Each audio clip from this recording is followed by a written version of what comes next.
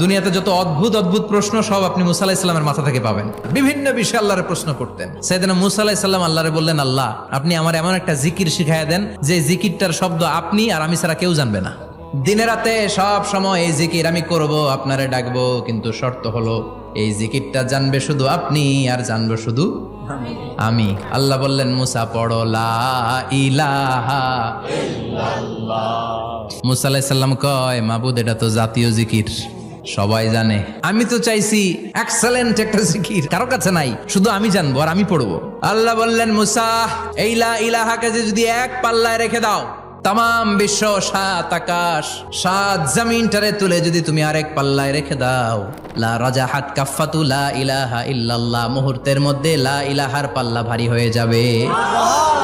ও মুসা, তুমি যতই এক্সক্লুসিভ জিকির চাও, লা ইলাহার চেয়ে দামি জিকির আমার কাছে নাই।